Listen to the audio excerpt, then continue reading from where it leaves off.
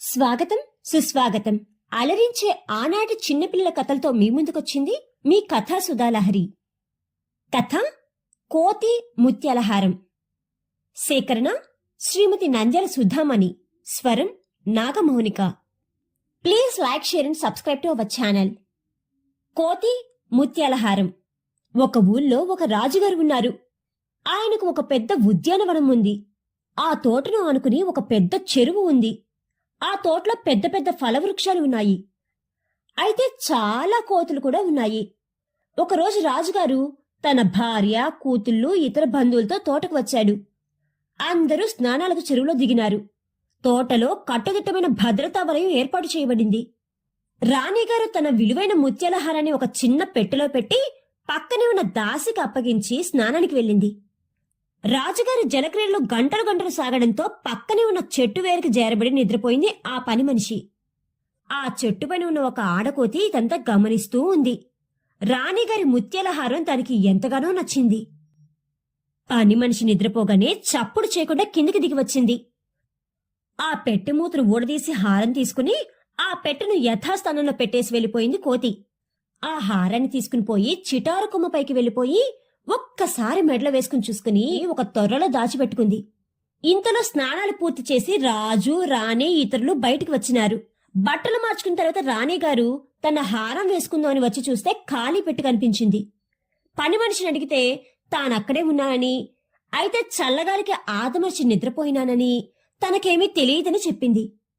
చుట్టూ కాపలా కట్టుదిట్టంగా ఉండటం వల్ల ఎవరూ బయట నుంచి వచ్చే మార్గం లేదు. అందర్నీ సోదా చేసినారు. ప్రతి పొద, చెట్టు వెతికినారు. అయినా ఏ ఫలితమూ లేదు. చేసేది లేక రాజు తోటమాలిని పిలిచి 3 రోజుల్లోగా ముత్యాలహారం ఎట్లా పోయిందో కనుక్కో అని ఆదేశించినాడు. తోటమాలికి దిక్కుతోచలేదు. ఆలోచిస్తూ కూర్చుంటే ఒక ఆలోచన తలుక్కుమన్నది. ఇది కోతుల పని అయ్యుంటుందని అనిపించింది. కోతులే అపహరించి ఉంటే వాటి నుంచి దాన్ని ఎట్లా రాబట్టాలా అని ఆలోచించినాడు. ఆ రోజే సంతకు పోయి రంగురంగుల పూసల దండలు చాలా కొన్నాడు. కొన్నిటిని ఒక్కొక్క చెట్టు దగ్గర తగిలించి కోతులెలా ప్రవర్తిస్తాయో చెరువు పక్కనే ఉన్న ఒక చెట్టు వద్ద దాగి కూర్చుని కోతులను గమనిస్తున్నాడు. ఆడకోతులన్నీ ఆ పూసల దండలపై మోజుపడి అన్నీ మెడలో వేసుకుని తిరుగుతున్నాయి. ఒక్క కోతి మాత్రం వాటి జోలికి పోలేదు. దాని చుట్టూ చేరిన ఇతర కోతులు, ఇంకా రంగురంగుల పూసల దండలున్నాయి, నువ్వెందుకు వేసుకోలేదు అని అడిగినాయి.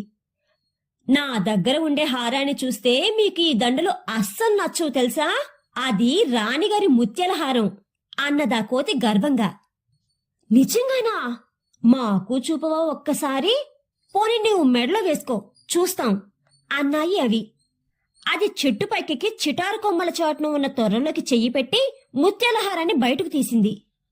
కిందకి వచ్చి గర్వంగా ఆ హారాన్ని చూపుతూ ఉన్నది. తోటమాలికి పోయిన ప్రాణం తిరిగి వచ్చినట్టు అనిపించింది. కోతి మెడలో ముత్యాలహారాన్ని చూసి ఇప్పుడు దాని వద్ద నుంచి హారాన్ని ఎట్లా తీసుకోవాలి అనుకుంటూ పక్కనే ఉన్న గుడిసెలోకి పోయి అరటిగేలను బయటికి తీసుకొచ్చాడు. ఒక్కొక్క పండును విసిరేస్తూ వచ్చినాడు. అవన్నీ పండ్లు తింటూ ఉండగా ఒడుపుగా ముత్యాలహారాన్ని తీసేసుకున్నాడు. మీదికొచ్చిన కోతికి మరిన్ని అరటి పళ్ళను ఇచ్చినాడు. అరటి పళ్ళను తినే ఆనందంలో ముత్యాలహారాన్ని గురించి మర్చిపోయింది కోతి. అతడు ఆనందంతో రాజుగారికి ఆ హారాన్ని సమర్పించినాడు. రాజు అతనికి కోరిన ధనాన్ని ఇచ్చి పదోన్నతి కల్పించినాడు. బాగా యోచిస్తే ప్రతి సమస్యకు పరిష్కారం దొరుకుతుంది. కథ కంచికి మనమింటికి. కోతి ముత్యాలహారం అనే ఈ కథ కనుక మీకు నచ్చినట్లయితే please like, share and subscribe to our channel.